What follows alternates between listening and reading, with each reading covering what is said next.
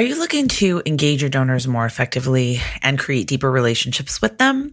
Well, you're in luck. This episode is sponsored by my friends at Instill, that's Instil, a holistic donor relationship management platform on a mission to revolutionize nonprofit technology. Together, we're hosting a free webinar to show you how to manage donor communications in the digital age using technology and social media. Our goal is to build long-term donor loyalty in a short-term world. Learn more at jcsocialmarketing.com/instill. That's jcsocialmarketing.com/INSTIL. See you then.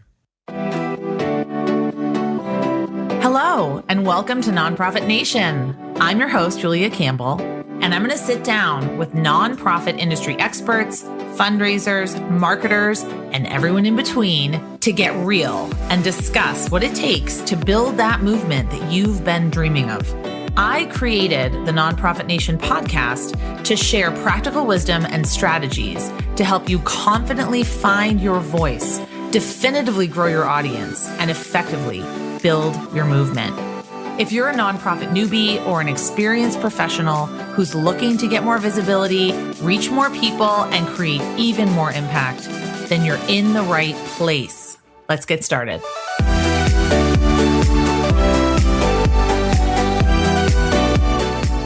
All right. Hi, everyone. Welcome back to the Nonprofit Nation podcast. I'm your host, Julia Campbell. Today, we're talking all things branding and marketing. And I have a really old friend with me today and a brand new friend. And I'm so excited for you to meet them both. A lot of you might know Taylor Shanklin. She is a TEDx speaker, a podcast host and producer, and marketing innovator in the social impact sector. She speaks regularly at global conferences such as AFP Icon and the Nonprofit Technology Conference, and she has helped hundreds of organizations tell their brand story in digital channels. Taylor's also the founder and CEO of Barlele, a brand and growth strategy firm that helps businesses and organizations grow through clear storytelling and strategic growth coaching. And I work with them on podcast production. They are my podcast editors, producers, marketers, all those fantastic things. So thank you. And she also hosts the Talking Shizzle podcast. Will Novelli is a creative, talented, and highly motivated individual with extensive experience in graphic design, project management, brand strategy, and digital project coordination. Currently, Will assists with the Talking Shizzle podcast, and he's dedicated to helping others out in the marketing and branding space. He was also recently promoted to Senior Client Happiness Manager at Barlele and enjoys spreading happiness to the world. So welcome, Will. Welcome, Taylor. What's up? Good to be here. Yeah, So thanks for having us. Yes. Oh, I'm so excited. I'm really excited to have you both on. This is a topic that I think there are so many myths and misconceptions around. And it's also a topic that I think a lot of nonprofits don't take very seriously, or they don't truly understand. So let's start out with Taylor. I know you've been working in and adjacent to the sector for many years, but how'd you get started in the work that you're doing right now? And tell me a little bit about what you do at Barlele. It's been a journey. I mean, I literally started out in the sector doing web development at one of the technology companies called Convio, which is now, got acquired by Blackbaud. So I really kind of just cut my teeth in the space and in digital marketing in general there.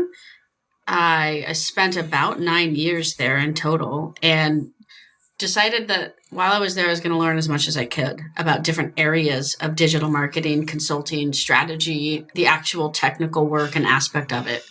And from that, that kind of pushed me into eventually doing corporate marketing and product marketing. And then finally one day I was like, brand, that's what I like doing the most. And that's what I feel like is also very underserved in this market. Mm-hmm. And so helping people determine how to tell their story in a more relevant and authentic way to their audience is something I think I just kind of started to hone over the years, and then decided, well, I really want to build a company that's going to help small businesses and nonprofit organizations do that better, and do it at a price where they actually can afford to hire an agency to help them with it. Because I think a lot of times it doesn't get done because we're so focused on the revenue and the funnel and the lead gen aspect of marketing that we forget about how important a strong brand is to having a strong funnel. And, I think a lot of orgs that we work with, they're like, well, I can't hire an agency to do branding. I just got to get the marketing engine turned on, because they think it's unaffordable or unattainable or whatever it is. And so it doesn't get done. And I just wanted to fill that gap and help people get that part done, because it's going to make the marketing funnel so much stronger if you do it. Absolutely. I agree that it is such an important piece of infrastructure. Like if you don't have the branding pieces in place, where are you kind of pushing the marketing to? And how do you even know what your marketing principles are? And how do you know what your purpose is, right? If you don't have that brand in place. So, Will, you are the Senior Client Happiness Manager. Tell me how you got into this work and tell me what you do. It's spreading happiness. I love that so term, much by fun. the way. I'm happy to have that recent promotion of mine. Actually, it's been an amazing time working with Taylor and her team at Barlele, and my team now as well, I should say. My background is definitely a long story. A lot of years in project management, and during COVID, I was laid off and kind of reconnected with my roots of graphic design, which I originally went to school for.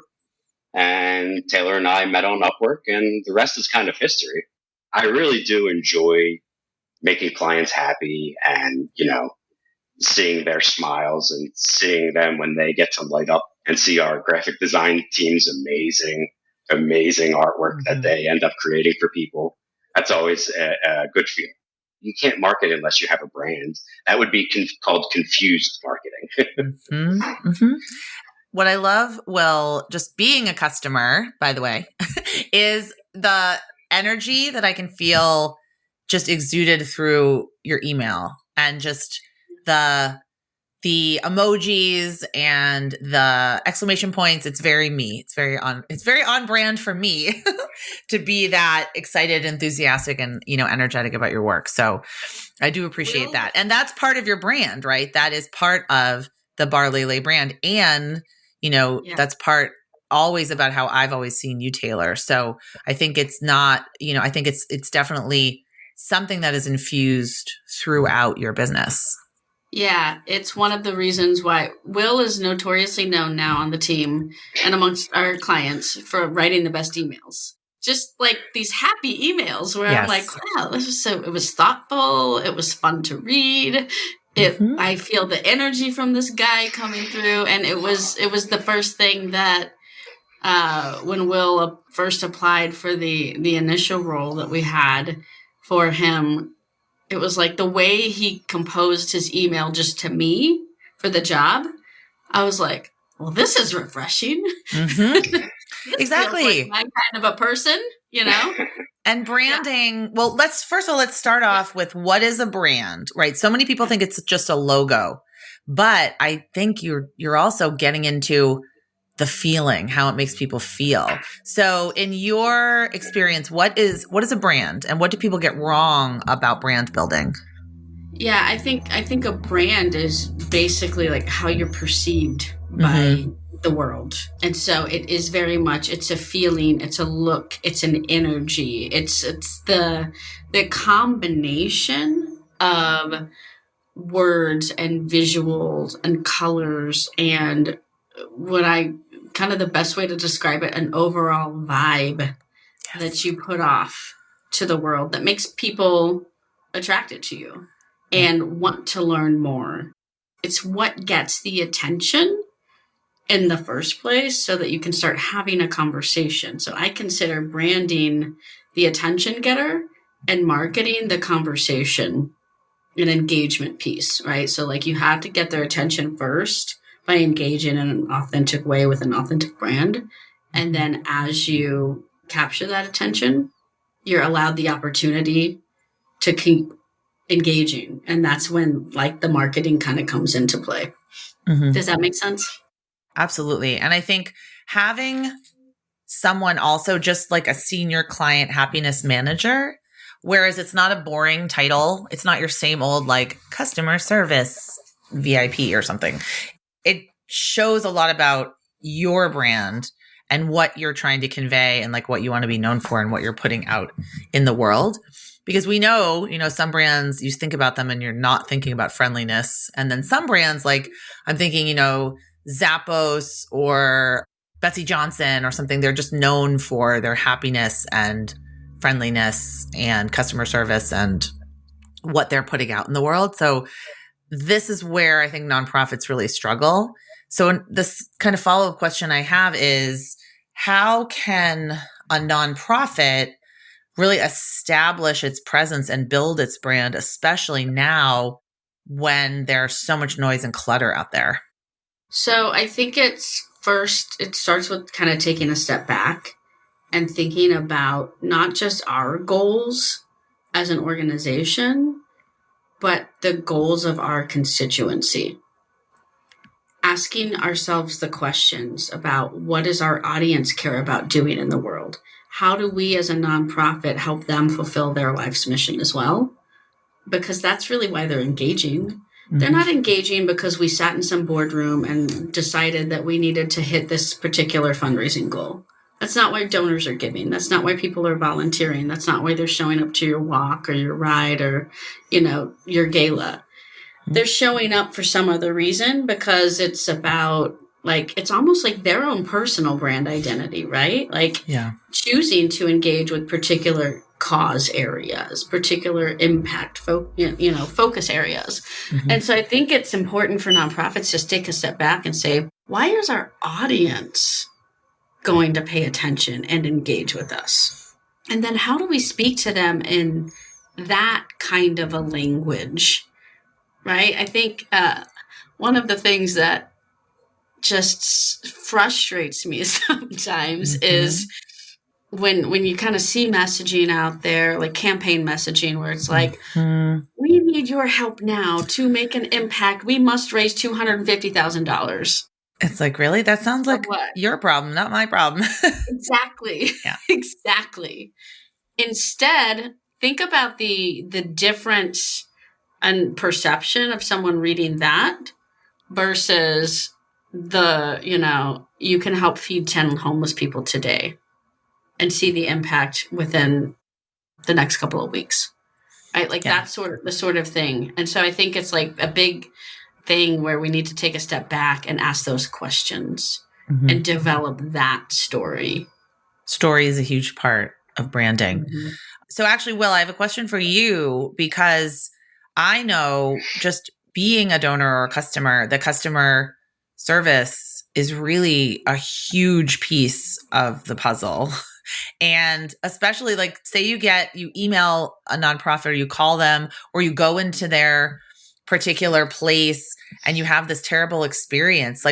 What would you say to nonprofits out there to help really encourage them to kind of ramp up what they're doing in terms of customer service? Why is that so important for a brand? Of course, it's always important. I think of the brands that I have an emotional connection with, right? That's what I like to put out there, because there's tons of brands that I love. There's a toilet paper company called Who Gives a Crap. Awesome. I know them. They donate 50% of their profits to clean water and to make sure people have toilets, which is the connection is amazing. Their marketing is amazing. And I'm sure all of their clients are happy. But yeah, of course, it's important to make sure that your constituents, your clients are happy. And that's why it's so important for that brand presence to have that emotional connection as well, I think. Mm-hmm. So that's why it's so important for that beginning piece to be very solid and very thought through, so that you could continue marketing yourself in that way. Sort of very intentional. Yeah, intentional follow through and follow up with clients, I mean, that's one of the things I think that Will does so well, right? He's just like very thoughtful in his follow up. I think if you're a nonprofit and you're just asking for the money and then there's no follow up or no follow through, like that's not great customer service, right? Your donors are customers, like when you really kind of think about it at the end of the day, they want to have that follow through as well, just like any product company you go and buy a product from as a customer, you want good support and follow through. How is it any different for a nonprofit? It's okay to be vulnerable as well, too, I would say, and transparent in your emails and your conversation. If you mess up, say you messed up. Everybody messes up, right? I feel like that's also important in the day-to-day of things. That's interesting that you brought that up because I was reading the Better Fundraising Company emails, which I talk about all the time, Stephen Screen's company. Their emails are amazing. Everyone should subscribe to their email list, but they were talking about the power of a mistake. And apparently one of their clients sent out a direct mail appeal that was supposed to say, something a placemat. They were sending placemats out, which actually this is an amazing example of how to raise money. And you would sign the placemat and return it with your check. And then your placemat would be put on like a table or hung in their office. They were a food pantry and they were helping fight food insecurity and they were serving meals every Wednesday and Saturday. So the placemats would be out with the notes from the donor and things like that. So they sent this direct mail appeal that said return your placemat, but it said return your placenta because there was a typo in the design, whoever designed it, and they shipped, 2,000 pieces out. But what you're saying about being vulnerable and transparent, of course, everyone at the organization was horrified. The donors loved it. They thought it was like the funniest thing ever. They got twice as many donations, and a lot of people circled it and said, you might want to like actually do some editing and type checking before you send out your direct mail piece. But I think that's so funny because the brand ended up going out there and addressing it and, laughing about it and not kind of brushing it under the rug. So yeah, that's one of my favorite examples, like return your placenta. And people just didn't understand what that meant, but they ended up raising a ton more money. I love that example. I agree. Like being authentic and just kind of like sometimes, the idea of falling on your sword and like saying like we messed up, like but we're human. Exactly. Like everyone messes up. So which channels do you think are the most important for brand building? And I know with your clients, you work with a lot of social media channels, websites, email marketing, podcasting. How can we figure out which channels are the best for brand building? I mean, it really depends, again, on your audience and your goals. And I know, Julia, you probably tell this to your clients too. I think that they can't hear it enough. Trust me. Exactly. I can't hear it enough, honestly, in my own work, but keep going. Yeah, I think don't try to feel like you have to be on every channel because then you don't do any of them well. So I think I'm a big believer in focus and focusing on the right channels. And maybe even it's like starting with one and getting really, really good at that one and then moving on to the next one. I think in terms of overall brand building and brand awareness, I still think there's a lot of opportunity for nonprofits on Instagram. And we're having more conversations with nonprofits wanting to do more on Instagram and seeing audience growth opportunity there. Because it is a good awareness channel. People go and like it's easy to kind of get, if you're doing the right things on Instagram, to get found by people who don't know you in an organic capacity. So I think Instagram, from a kind of brand growth, organic perspective, it's a really good channel with a lot of opportunity still. I also think there could be, as we look at social media platforms and how the age demographics continue to change with them. I think that, Instagram really isn't necessarily like a real young crowd anymore. And so my belief is like there's a lot of kind of prime 30s and 40s target audience there, like those people that you want to cultivate into that next generation of mid-level and major giving donors. I think it's like start building a following there. I think it kind of depends. Some of our clients We work with a lot of socially minded businesses as well. And LinkedIn is, I would say, kind of the number one channel there, where you are a for-profit company, but in the mission-driven space. We're seeing a lot of success there. And I think nonprofits too. I'm trying to push nonprofits more on LinkedIn and say like, because a lot of our nonprofit clients are like, no, LinkedIn, no. But I just think it's really underutilized by nonprofit organizations. Like, think about all of the corporate relationships you could be building by a professional kind of approach to the work that you do on LinkedIn and that professional network. And also just as a recruiting tool, like you're always wanting to recruit great people. If you're the organization that is out there doing interesting things on LinkedIn and people are applying for jobs, I think you're going to perk people's ears up a little bit more if you're the one who's innovating and being active and being consistent and showing up. LinkedIn is very underutilized, like you said. Yeah. The company page feature, they have so many features for nonprofits. I think it's because there's no donate button. Maybe. Is that why you think it might be? I'm not sure. Maybe. I don't know. Yeah, maybe it is because it's like it's not about an ask. I think LinkedIn is very much about networking, very much about getting to know people and building a professional relationship with people. And I think it's a great place to bring a lot of value add content to people to start to build a following. So like back to your question about brand awareness, LinkedIn, and for me and my business too, and I've seen this happen for clients who are really intentional with LinkedIn, the amount of brand equity and credibility that you can build on LinkedIn, I think is really huge and still just has a lot of opportunity for people who maybe are thinking about it and not quite getting into it yet. I think there's a lot that can be done to share information that builds up your brand as a credible source to follow. So both of you work in remote teams and you manage a remote team. And I think a lot of nonprofits now are working virtually, have contractors, or maybe they're back in the office part-time. They're back virtually working in a lot of different locations. So how do you infuse this brand into an organization that's not necessarily in an office and together in person every single day? Will's really good at it. Do you want to talk about some of the things that like you do and like our team does? Yeah, of course. I mean, the first thing I would say is tools. You want to make sure that all your tools are set up good to go because you're going to be communicating on all of them. We use Teams lately. Microsoft Teams is great. I've got no complaints about it. Maybe one or two, but I'll keep them to myself. No, but Teams is great. Communication would be key because we're all over the globe.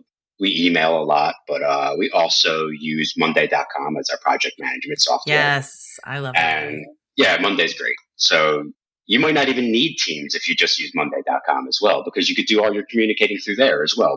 You get to keep track of your projects, all of your deliverables, everything is on there. So strategically speaking, that's the number one thing you want to do is make sure your tools are set up. I would say number two is workflows. We made sure that all of our workflows were proper and set up and ready to go. And it's also something that we always go back and look at as well, too, just to make sure that everyone is, in line doing what they need to do.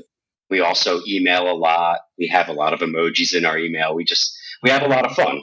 We also recently had a Barlele company retreat in Boone, North Carolina. That was a fun time. We do a lot of fun stuff.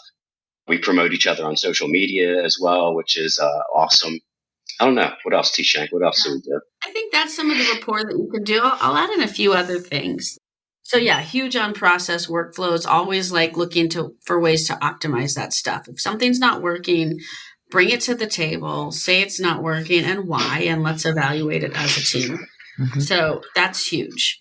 In this remote environment. I've been working remote since 2007. So like for me, it's been most of my career has been remote and have been managing teams remotely for a long time and building client relationships for a long time. And one of the things I'll say is when you're on the phone, Zoom can feel distant. right? Like, oh, you're like, it's weird. Like, I'm seeing you, Julia. Yeah. Just like I've seen you at like the last time we saw each other at a conference. I think it was Philanthropy or Icon. I can't remember. Yeah, I think so. But like, it's like this flat version of you on a screen, but so it's weird. But I think that can kind of throw people off and make it feel less human. And one of the things that I think helps so much, but a lot of people don't want to do this in their meetings. They want to cut to the chase, get right to the meeting agenda. I don't actually think that works long term with building rapport, either with your donors, your clients, your team. I think that having a little bit of fun, having a little bit of banter, talking to each other like real people, and not just in this, we're just here for work all the time, right, is very, very impactful. And I've had bosses before too, where they're like, Taylor, cut out all the banter, but like, it helps. Like it's, you can go overboard, sure. But like a little bit at the front of a phone call, a little bit at the end of the phone call, like talk about, like we like to get on the phone and like Will does funny dad jokes or, like we laugh with our clients a lot. Maybe other people would find it inappropriate, but I don't know. I actually think we have great client relationships because we actually laugh and talk about stuff other than just the task list. And then we get into the task list and we get the work done. But we also come to the table like as real people and as friends. That's a very interesting point because so many nonprofits are very worried about being professional and not coming off as unprofessional or not coming off as casual, when of course we know in marketing being a little bit casual and friendly, that works to really, like you said, build a rapport, but also help people truly understand that there are people behind the messaging, that it's not written by a bot, that it's not written by, ChatGPT, like that your email is actually written by a person, or your social media posts are written by people, and the work that you do translates to people. I guess then my question would be, how can nonprofits get out of their own way in terms of this, like always wanting to stick to the brand voice? And actually, I've had a few people on the podcast talking about, how you can kind of mix up your content communication. Certainly if you're dealing with a very serious topic and it's a very serious email, that's different. But how can we get nonprofits out of their comfort zone? How do you get your clients out of their comfort zone? This must happen all the time. I know. I've written some fundraising emails that went to the board, and the board immediately was like, nope. And I'm like, well, this email is the most boring email ever. And I don't want my name on it now. Transparency helps there too, right? Yeah. Transparency helps there too. I used to find talking about like your past maybe helps. Like I used to work at a big tech company. I used to run a dating service for chickens, but it was, we were struggling. We were struggling to make ends meet, Oh. No. There we go. I was like, wait, we need to do a whole podcast about that. Yes. I had to sneak it in somehow, but that was amazing. I cannot wait to tell my son that. It's amazing. That was a good one. Nice job. It's good. So we do absolutely run into that. Oh, it happens. It is a challenge being a branding agency. Right. In the fact that, yes, people like the whole point of branding is differentiation. People come to you. They're like, help us stand out. And then we help them do that. And they're like, ooh, I don't know if I want to be this bold or stand out this much. Right. And it definitely happens with nonprofits more so, I think, than the for-profits that we work with. Although it happens there too, but it's just a little bit different. We help people take baby steps. I agree with Will, transparency. I mean, sometimes it does get to a point where I just say like, this is a bad idea, and like, I would just say it like that and be blunt. And if they fire us for it, well, then I don't know, maybe I couldn't help them that much anyways, or they come back to us. So I've had this experience before where I've literally told someone like, you're just really getting in your own way here. And you hired us to help you. And we're saying the exact same thing you've been saying the whole time. I don't know how to help you anymore at this point. And we kind of like, so why don't we like take some time to think about it? Then they'll come back and sometimes they'll say, no, we do need you. You're right. We are saying the same thing we've always been saying. You're right. Okay. Yep. Okay. Help us. And then it's not working. If you're only saying the same thing over and over, it's not working. Right. And so sometimes you just get there quick. And it's like the magical light bulb turns on right away and everyone's just like, yeah, this is it. We love it. And then sometimes it's just a process and it's baby steps and it's a little fine tuning here, a little fine tuning there, a little fine tuning there. And we do have an organization we've been working with for some time and helping them with a lot of content marketing. And there's some new, more edgy ideas that we've been putting in front of them lately. And it's been a little bit like, yeah, we kind of get it, but it's maybe a little edgy. And so we're kind of like, okay, well then we won't be quite that edgy yet, but how about this version? And like, that's getting more comfortable, right? And so sometimes it is about, and that's where we have to know our audience and where they are and meet them where they are a little bit too, and help push them forward incrementally. I see that as well in my work, helping push people not into doing something that they're going to regret, but something they might not have thought of or not thought that they were capable of. Because when you think of a brand, I mean, think of like Progressive Insurance, think of the commercials that you remember. I always think of ads. I mean, I don't really see a lot of commercials anymore, but when you see a commercial, you remember, you see an ad or you see something in the newspaper, you see a billboard or you see a social media ad, a social media post. It's always going to be something that did something a little bit out of the ordinary because it was memorable. So I feel like when I talk to my clients about social media marketing and I say, oh, you should do Instagram Reels or you should explore TikTok or you should do stories or you should go live. And they think, oh, well, that's not very on brand for us. I think you can infuse your brand into any of these tools and any of these channels and any of these methods of communication. It just means, these are all just tools.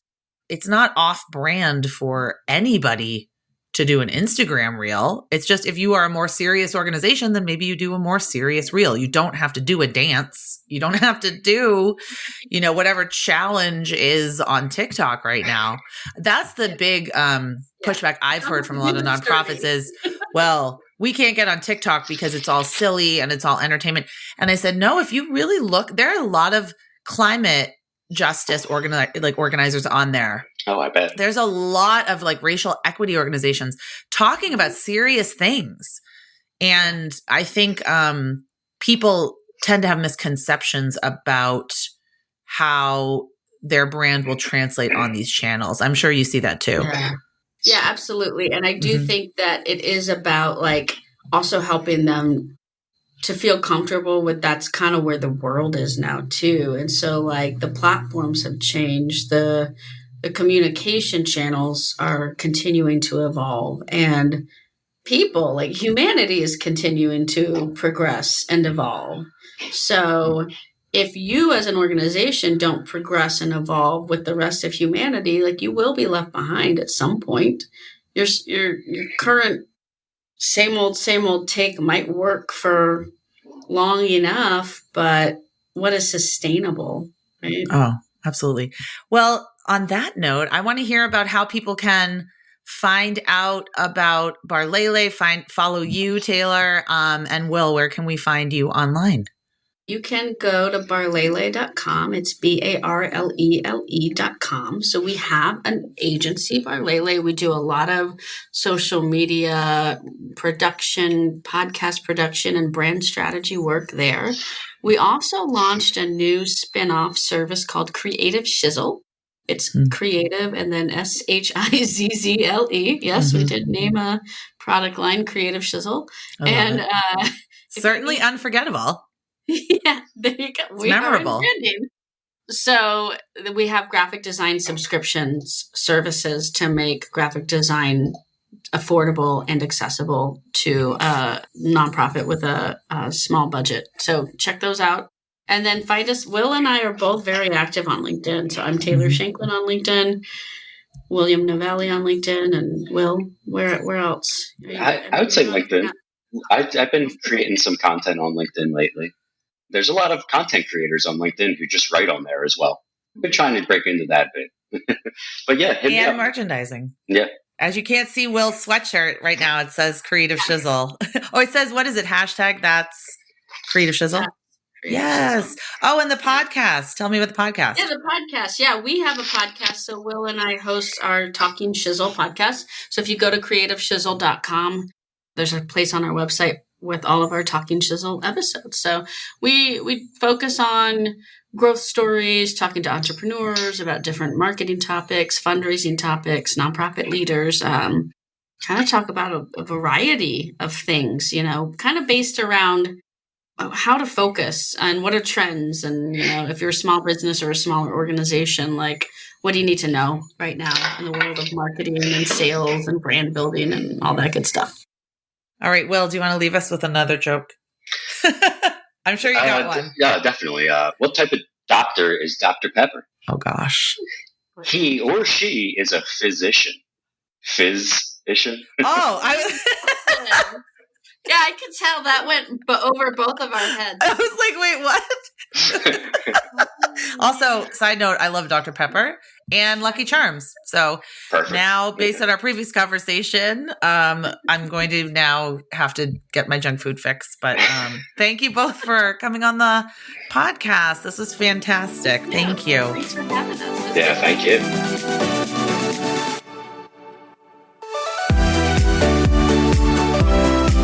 Well, hey there. I wanted to say thank you for tuning into my show and for listening all the way to the end. If you really enjoyed today's conversation, make sure to subscribe to the show in your favorite podcast app, and you'll get new episodes downloaded as soon as they come out.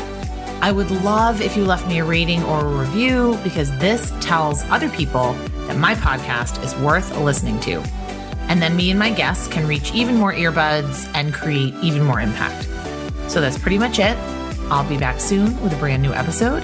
But until then, you can find me on Instagram at Julia Campbell 77.